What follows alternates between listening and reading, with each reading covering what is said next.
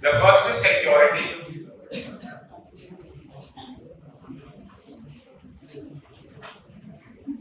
The first is security. The simplest definition of security you can write. Security refers to the capacity of a state to protect its national interest. Security refers to the capacity of the state to protect its national interest. As we have read initially, security is the foremost duty of a state. The state aims to protect its security at all times. And the most important mechanism to protect the security of the state is military strength. As Shashwat had said, that to have peace, one needs to prepare for war. And how do you prepare for war? By building your military. Therefore, in order to have security, one has to build its military. Now, think of 2 to 3 things here. The first is, there is another concept here called as balance of power. Balance of power. This is another concept. And then there is another concept called as collective security. There is another concept called as collective security. Then there is another concept called as collective defense. These all are key terminologies that you will come across whenever you will read a newspaper of foreign scholar, of an Indian or a foreign scholar related to issues of security or foreign affairs. These terminologies will be very common. Balance of power, collective security, collective defense. Security's definition we just wrote, those who came late, that the capacity of a state to protect its national interest is the security. Morgenthau had said that the first and the foremost imperative of a state is survival and security. How does a state ensure security? Now see this. What happens? Let's say this is a big state A. These are few small states B, C, D.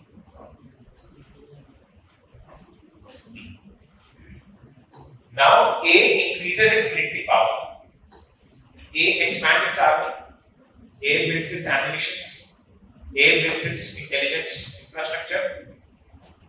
As a result of this, B, C, D gets nervous. They are in the neighborhood. They feel that if A becomes preponderant, it can attack B, it can attack C, it can attack D. What would these three do? Combine. Say louder. They would form an alliance. Okay? Or they would come together. This is called as balance of power. This is called as balance of power. In South Asia, there is a country named China which is increasing its military arsenal at a rapid rate. It is increasing its nuclear arsenal at a rapid rate. Now, India is getting nervous, Japan is getting nervous, Australia is getting nervous, and because US is the sole superpower and China is challenging US's authority, US is getting nervous. So, what do? They come together. What do they form? What? This is called as balance of power. Write down its definition. Balance of power. When a country tries to gain preponderant power, preponderant power, preponderant, P-R-E-P-O-N-D-E-R-A-N-T, preponderant power, which means supreme power, then countries around it try to balance the power. Then country around it tries to balance the power by forming alliances or groupings. This is known as balance of power. This is known as balance of power. There is an important code. There is an important code. Only power can be a check on power. Only power can be a check on power. If this country is increasing its power, then if B, C, D goes to United Nations, if A is increasing its power, no. If this is increasing its power, then B, C, D cannot give a dharna. The A is increasing its power. There is only one way that power can be countered in international relations, and that is by building its power.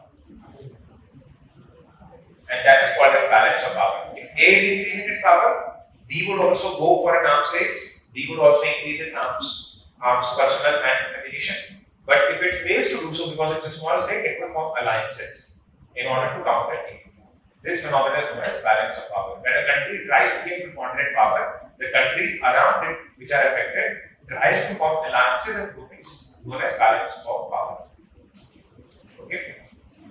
Then third terminology is collective security. Third terminology is collective security. Now what is collective security? Collective security is, there is a quotation, all for one and one for all. All for one and one for all. Collective security का मतलब ये होता है, collective security essentially means that there is an international organization that provides security to all the states. Let's say there are state A, B, C, D, E, F. Then there is a mother of all organizations that provides security to all these states. So let's say if Russia attacks Ukraine, then there is an organization on the top that prevents Russia from doing so. The United Nations was envisaged with the goal of collective security. The United Nations was envisaged with the goal of collective security. It claimed that no country has the right to interfere in the internal affairs of another country. Every country has its own territorial integrity and sovereignty. The United Nations Security Council has also intervened in various issues. For instance, let's say in Rwanda, there was a conflict going on. The UNSC passed a resolution and intervened. In Libya, there was an issue and UNSC intervened. So the United Nations Security Council is essentially required to ensure collective security. But the United Nations Security Council is a fractured organization. Why? Because the United Nations Security Council consists of 5 permanent and 10 non-permanent members. These 5 permanent members of United Nations Security Council has what is called as veto. What are these 5 permanent members? United States, United Kingdom, France, China, and Russia. Now what happens is that whenever there is any issue concerning these 5 members, any of the members puts a veto and the United Nations Security Council becomes dead. Therefore, when Russia invades Ukraine, what happens is that the United Nations Security Council, led by the United States, tries to bring a resolution to stop Russia, but Russia vetoes that resolution. As a result of this, the UNSC becomes a fractured organization, and therefore the vision of collective security is there. In fact, India wants reforms in the United Nations Security Council on this ground only, that the UNSC was formed after the World War II, when members like France were powerful. Now they are not even that powerful. Now new members are very which are much more powerful, like Japan, like India, like Brazil, and they have no membership. There is not even a single country from Africa or Latin America in the 5 permanent member states. Therefore, India demands reforms in the United Nations Security Council so that the idea of collective security, which was envisaged when UNO was formed, can be truly realized. So this is collective security, all for one and one for all. So collective security refers to, write down, collective security refers to the protection of all actors from any external threats by an international body. Protection of all actors from any external threats by an international body. The idea of collective security was envisaged while the formation of United Nations Organization. The idea of collective security was envisaged, E-N-V-I-S-A-G-E-D. The idea of collective security was envisaged during the formation of United Nations. Okay? But collective security as an idea has failed to exist. Example, Russia-Ukraine. Okay. Now the next idea is that of collective defense. What is collective defense? Collective defense means that some countries come together to defend each other from external threats. Collective defense refers to a system where some countries come together to defend themselves from external threats by forming alliances.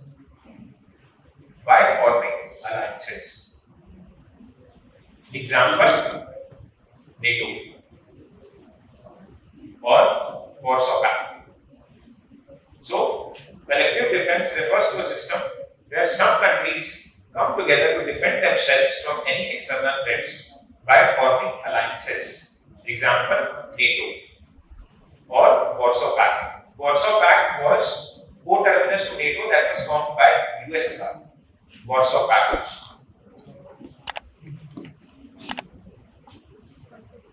Warsaw Pact. Okay? It is called as collective defense. The idea of collective defense is actually opposite to the idea of collective security. Why? Now, let's say this is the world. This is world. Now, collective security says that all states are protected. A, B, C, D, E, F, all states are protected. Therefore, it promotes global peace and stability. But collective defense says that A, B, C, D will form an alliances. They would increase their arms, they would increase their personnel, they would become more powerful. So it would not happen that D or E would remain silent. They would also form alliances, they would also increase their arms, they would also increase their personnel. If they would form NATO, they would also form Warsaw. What would happen? It would lead to Cold War. It would lead to increase in conflict. So collective defense is not an ideal situation. Our first Prime Minister Jawaharlal Nehru was a promoter of collective security, not collective defense. But actually, in reality, collective defense has sustained with NATO, but has collective security as an idea has failed. This is an idealistic world where everyone is protected and every country is protected. This is the realist world where there is balance of power and there is collective defense. There is one more term, very important: deterrence. DETERRENCE. DETERRENCE. Deterrence. Now I will show you a diagram. What is deterrence? Deterrence basically is the capability to deter the enemy from attacking or prevent the enemy from attacking. So this one line definition is: deterrence refers to the capability of a state. Right now, deterrence refers to the capability of a state to prevent any external actor from attacking itself. Deterrence is the capability of a state to prevent any external actors from attacking itself. Now understand it with an example. This is India. This is China. Okay. Deterrence is a sort of an equilibrium, a state of balance between the two. 1962. Okay. China fell. 1962. Please understand this. It's quite important. 1962. China fell. That India is a weak power. India does not have the capacity as much as China. It attacked India. It defeated India. Why? Because India did not have necessary deterrence and India lost the war. Now, quick, come to 2024. India and China are again having conflict along the border area. But China did not attack India. China did not attack India this time. In fact, China disengaged, went back, removed the structures it had created on the ground. Why? Because India has a deterrence this time. India has the capacity to prevent China from attacking itself because India has its own military capability so much that if China attacks India, then India would also attack China, and the attack would create costs for China that China does not want to incur. See, understand, if China has 100 personnel, let's say China has 100 personnel in its military, then India also has 60 personnel in its military. Okay. Let's say now China is having greater military strength than India. China is having greater military strength than India. If China attacks India, then India would be defeated. Even let's say today, let's assume. But China would not attack India because it knows if these 100 personals attack these 60 personals, then 60 personals of China will also die. It will also be left with only 40 personals. China does not want to lose these 60 personals. So this is what is deterrence. When you develop capacities enough to deter or prevent another country from attacking you, then you develop what is called as military deterrence. This is also followed in case of Taiwan. You guys have heard of Taiwan? I hope everyone has heard about Taiwan. So what happened in case of Taiwan was, just I'll briefly cover the history of Taiwan so that I can explain this idea of deterrence. So after China got independent in 1949, so what happened is that China had a communist revolution, unlike Indian independence in 1949, under the leadership of Mao Zedong. China underwent a communist revolution, and China formed a communist party. Let's say this is China. So before Mao Zedong, there was a party known as Kuomintang, KMT. Kuomintang, Kuomintang, KMT, that was governing China. It was led by a man named Chiang Kai-shek. So when communists came to power, they ran to a small state. Known as Taiwan. That was just besides China. And Kuomintang formed the Chinese government in Taiwan. So China is led by Communist Party of China, and Taiwan essentially was formed by the remnants of China. The erstwhile government of China, led by Kuomintang, came to Taiwan and formed the Chinese government. In fact, it was till 1971 that the United States recognized Taiwan as the main China. Forgive me for my handwriting, I know it's not clean, but I don't have a better handwriting to explain.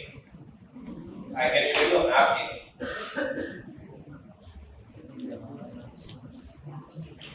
See, this is China.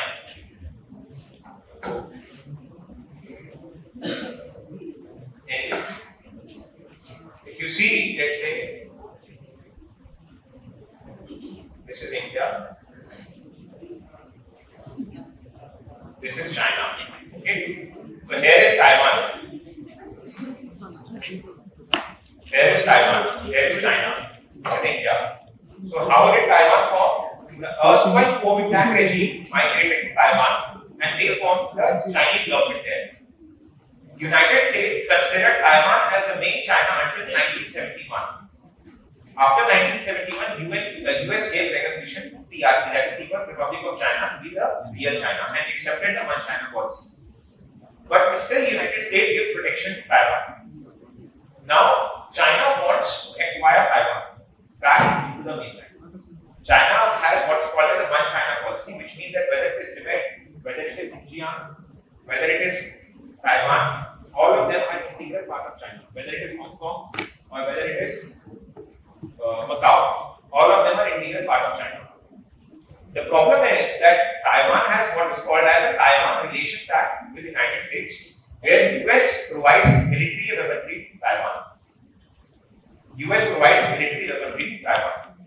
Now the case is that China is much larger than Taiwan. Any day China wants, it can invade Taiwan and it can acquire it. If you see, this is China. If you see, this is China. You can see this whole, this is India, this is China, and this is Taiwan. This small island, this much. This is China. If China wants, any day it can invade this and acquire it. What would US do? It's thousands of kilometers far away. Now, how are they developing deterrence? Look at it. They are developing what is called as a porcupine strategy. Porcupine strategy. What is a porcupine? You know what is a porcupine? It's an animal. If you see, porcupine is an animal like this. They have a lot of horns on their back. This is like a porcupine. They have a lot of thorns on their back. If you try to kill it, your hands will get hurt. If you try to, let's say, push it or catch it, your hands will get hurt. What US is doing is, US is giving Taiwan such weaponry. It is giving Taiwan such weaponry that if China attacks Taiwan, if China invades Taiwan, then Taiwan would retaliate in a way that it would not defeat China, but it would create such damage that China would want. Massive damage. This is what is deterrence. Deterrence is not parity in power. Balance of power is parity in power. A and B both should have almost equitable power to have balance of power. But deterrence is A and B can have differential power, but B is powerful enough to prevent A from attacking B. Because if A attacks B, then B would also attack in retaliation, and that retaliation would be so much that A would not. So if China attacks India, India would also attack China in a way and manner that China would not. So this is called as deterrence. It is the capacity of a state or the ability of a state to prevent any external actor from attacking itself. And this is in case of Taiwan, we are developing, the US is developing the porcupine strategy by arming Taiwan with modern weaponry, very high quality weaponry. This is called as deterrence. There is another terminology called as nuclear deterrence. Nuclear deterrence. What is nuclear deterrence? Nuclear is essentially that after 1945, the United States acquired nuclear weapons. It attacked Hiroshima and Nagasaki with nuclear weapons. In 1949, the Soviet Union acquired nuclear weapons. Okay. In 1950s, the Chinese adopted, I think in 1961, Chinese adopted nuclear weapons.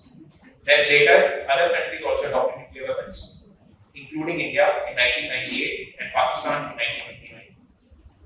So, the nuclear weapons essentially is added onto the weapon arsenal, induce what is called as nuclear deterrence. What happens is that if country A has nuclear weapons and if country B has nuclear weapons, they would never go to war with each other. This is what nuclear deterrence is. Why? Because both the countries know that if the war slides out of their hand and if they engage in nuclear warfare, then the damage of the nuclear warfare will be such that both the countries will be decimated. That will be massive destruction. That is why they said that there was no actual war between US and USSR in Cold War because both of them had nuclear weapons. If either of them would have attacked physically another country, then the war would not have been in their hands. And if the war had actually taken place and had turned nuclear, then the destruction would be so massive that both the countries would have got decimated. So the fear of nuclear warfare is such that it creates deterrence, it prevents war. So the realist scholars of international relations, realist scholars of international relations consider nuclear weapons to be good. In general parlance, nuclear weapons are considered to be bad, that it caused massive deaths in Hiroshima and Nagasaki. But remember, nuclear weapons have been used only once in the entire human history. That was in 1945. After that, it has not been used. Why? Because the fear of nuclear weapons is such that once used, it can create mass destruction. And therefore, states refrain from using that. Now see, India and Pakistan, after 1997 Kargil, there has been no war. There have been many proxy wars, but no real wars. Why? Because they both know that we have nuclear weapons. If Pakistan attacks India with a nuclear weapon, that would be very much bad for India. But India would still be with that. India would still survive. If Pakistan attacks India with nuclear weapons, India would still survive by so much. 120, how much? 1.2 billion people. But if India attacks Pakistan, this state would end. State would not be there in our world. So, both countries do not fight wars. India and China will never fight a war. Take it from me. India and China would never fight a war in future because both are nuclear countries. They would engage in other means, proxy wars, cyber wars, but not a real war. In fact, as a point of fact, after disintegration of Soviet Union, Ukraine also had nuclear weapons. When Ukraine became a new state in 1991 and 1992, it had nuclear weapons, the remnant nuclear weapons of erstwhile Soviet Union. Chernobyl nuclear plant is located in Ukraine. But Ukraine gave away its nuclear weapons. If Ukraine had retained its nuclear weapons, they would have not been aborted. Because the fear of nuclear weapons is such that it induces nuclear deterrence. It leads to what is called as MAD, M-A-D, MAD, mutually assured destruction. The destruction of nuclear weapons is so massive, it causes such great loss of human lives that states refrain from using them in the first place. This is called as nuclear deterrence. In fact, one of the famous scholars of the United States claimed that Ukraine should have not given up its nuclear weapons.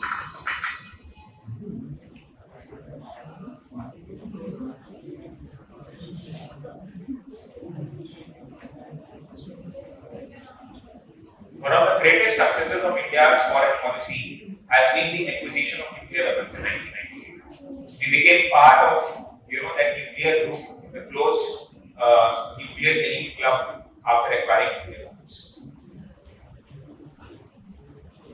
So these are some of the key terminologies. Let's read this.